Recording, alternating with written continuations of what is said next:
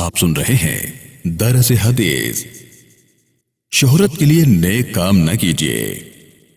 مؤلف ہیں فضیلت الشیخ حضرت مولانا حافظ فضل الرحیم اشرفی صاحب حفظہ اللہ تعالی، محتمم و رئیس جامعہ اشرفیہ لاہور پاکستان۔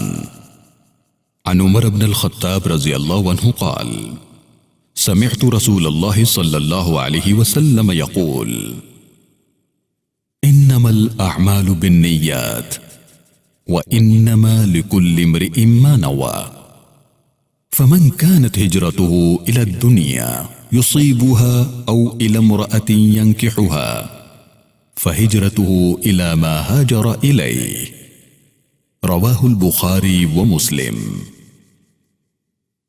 حضرت عمر ابن الخطاب رضی اللہ تعالیٰ عنہ سے روایت ہے، بیان کرتے ہیں کہ میں نے رسول اللہ صلی اللہ علیہ وسلم سے سنا، آپ فرماتے تھے کہ سب انسانی اعمال کا دار و مدار بس نیتوں پر ہے، اور آدمی کو اس کی نیت ہی کے مطابق پھل ملتا ہے، اور جو کسی دنیاوی غرض کے لیے یا کسی عورت سے نکاح کرنے کی خاطر مہاجر بنا تو اس کی ہجرت اللہ اور رسول کے لیے نہ ہوگی، بلکہ فی الواقع جس دوسری غرض اور نیت سے اس نے ہجرت کی ہے عند اللہ بس اسی کی طرف اس کی ہجرت مانی جائے گی۔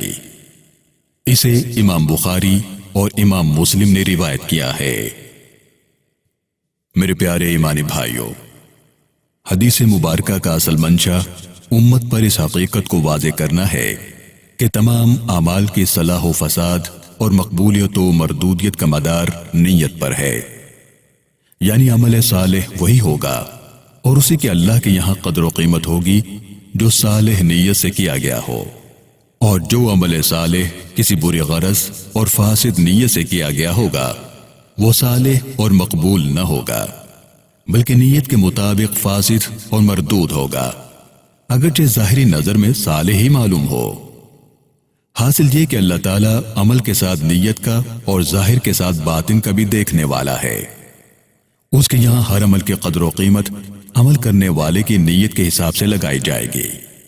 کسی کو اس سے یہ غلط فہمی نہ ہو کہ جب دار و مدار نیت ہی پر ہوگا تو اگر برے کام بھی کسی اچھی نیت سے کیے جائیں تو وہ اعمال صالحہ ہو جائیں گے اور ان پر بھی ثواب ملے گا۔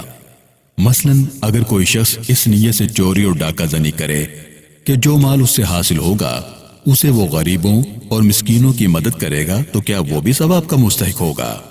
اصل بات یہ ہے کہ جو کام فی نفسی ہی برے ہیں اور جس سے اللہ تعالیٰ اور اس کے رسول صلی اللہ علیہ وسلم نے منع فرمایا ہے ان میں حسن نیت کا سوال ہی پیدا نہیں ہوتا، وہ تو بہرحال قبیح اور موجب غضب الہی ہیں، بلکہ ان کے ساتھ اچھی نیت کرنا اور ان پر ثواب کی امید رکھنا شاید ان کی مزید قباحت کا اور سزا میں زیادتی کا باعث ہو، کیونکہ یہ اللہ تعالیٰ کے دین کے ساتھ ایک قسم کا کھیل ہوگا۔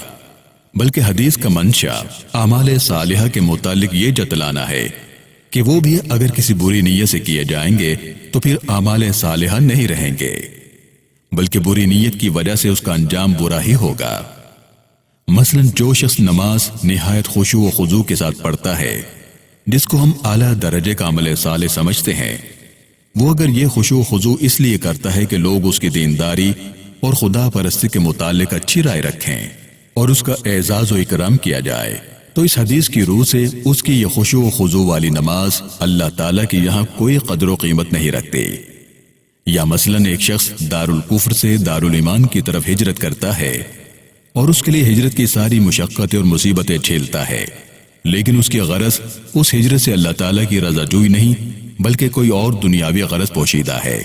مثلا کسی خاتون سے شادی کی خواہش دارالہجرت کے لیے محرک ہوئی تو یہ ہجرت اسلام نہ ہوگی اور اللہ تعالیٰ کے ہاں اس کا کوئی اجر نہ ہوگا بلکہ الٹا گناہ ہوگا۔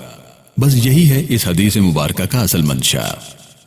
ایک حدیث میں آتا ہے کہ قیامت کے دن سب سے پہلے 3 شخصوں کے متعلق عدالت الہیہ سے جہنم کا فیصلہ سنایا جائے گا۔ سب سے پہلے ایک ایسے شخص کی پیشی ہوگی جو جہاد میں شہید ہوا ہوگا۔ وہ جب بارگاہ الہی میں حاضر ہوگا تو اللہ تعالیٰ پہلے اس کو اپنی نعمتیں جتلائیں گے اور یاد دلائیں گے، وہ اس کو یاد آ جائیں گے، پھر اس سے فرمایا جائے گا بتلا تو نے ان نعمتوں کا کیا حق ادا کیا اور کیا عمل کیے؟ وہ عرض کرے گا کہ خداوند، میں نے تیری راہ میں جہاد کیا اور تیری رضا طلبی میں جان عزیز تک قربان کر دی۔